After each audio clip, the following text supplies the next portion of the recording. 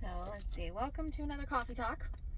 Doing a lavender cream frappuccino today. It's Sunday, so it's a little bit different. I'm not out running weekly or weekday errands. I was actually just feeling kind of like woke up feeling grumpy, just in a mood. Kind of knowing why, but not really. I'm really trying to work hard these days, looking inward and trying to like put names to feelings and recognize like what I'm feeling and why. And I'm going through a lot lately and struggling with making big decisions and stuff like that. And of course, my athlete daughter happens to get injured again, so we're kind of going through that, which is always just an added level of complication and in the scheduling and all of that. So one of the big things that I realized, and like in me working to name the things that I'm feeling,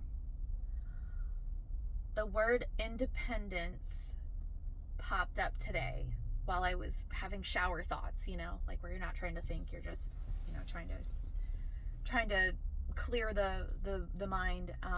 Independence. I think honestly that's probably the root of everything that I'm feeling lately. And it's even weird putting it into those words, but I feel like my independence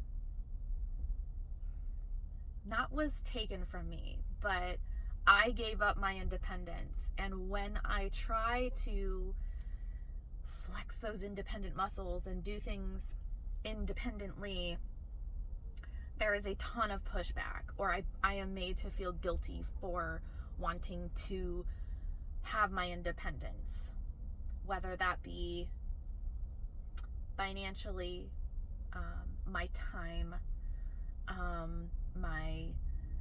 the things that I want to go and do and experience. And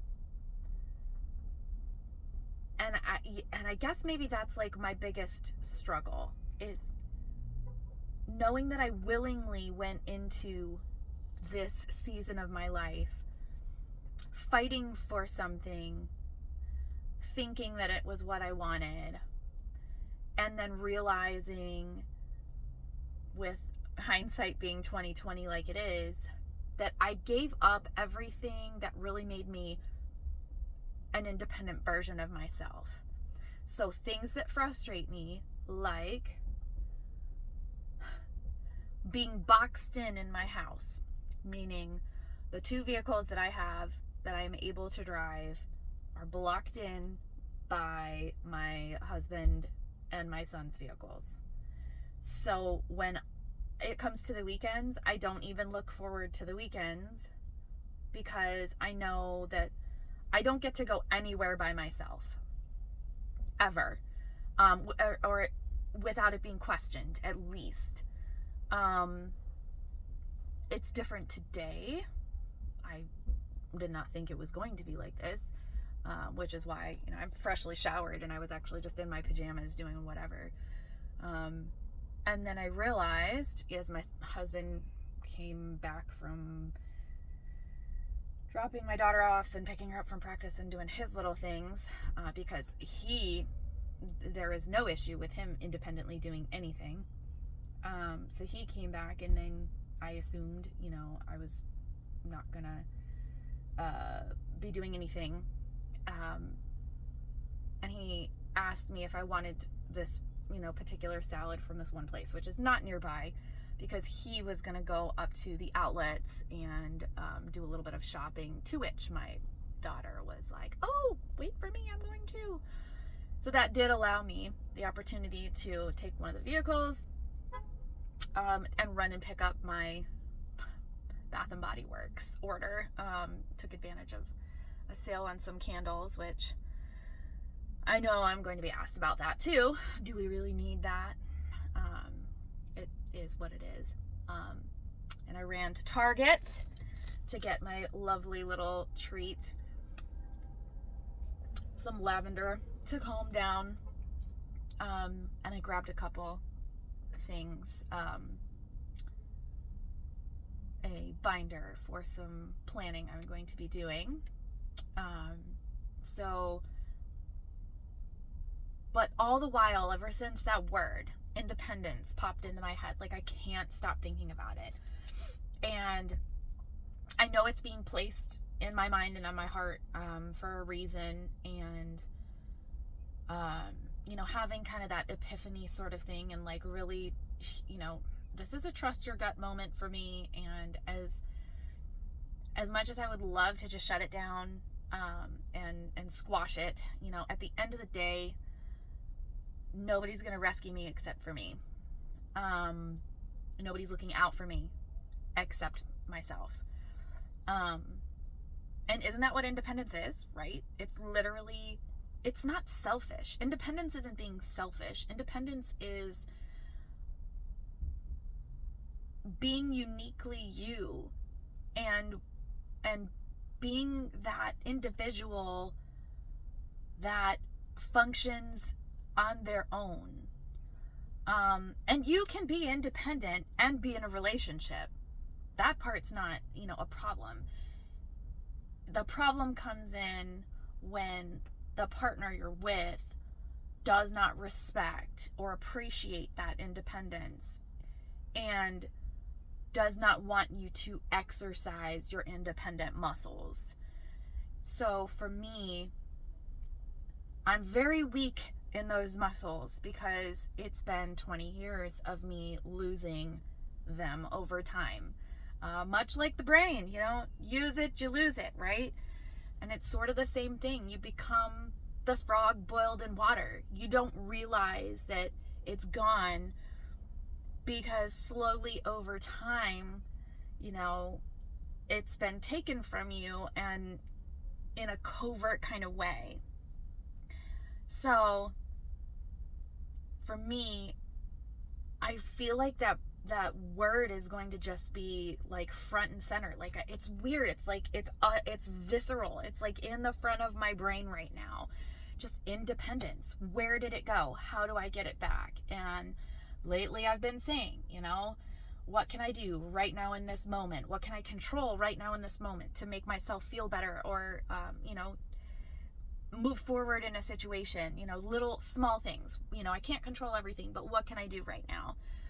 And I feel like maybe that's what the missing piece has been, is that I've been doing these little things just to kind of pacify myself, but for what? What has been the underlying reason that I'm like feeling like a duck with my, feet paddling like crazy underwater and, everything seems fine up top, right?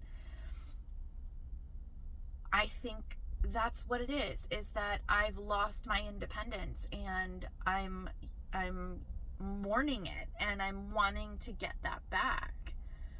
And it's gonna be hard.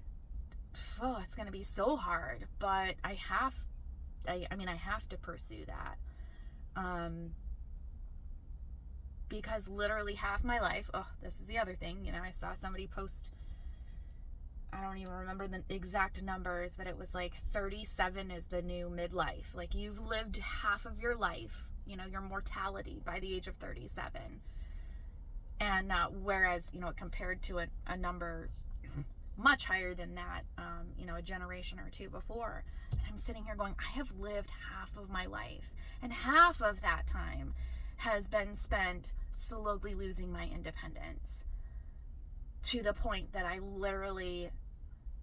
don't want to get out of bed in the mornings because the moment that my feet touch that floor, I'm responsible for everyone else's happiness and mine is not thought of unless it's me doing small little things like this, which this is going to be a thing of the past soon, but ultimately it's going to be for the best. And I hate, and I am not trying to be like top secret or, whatever.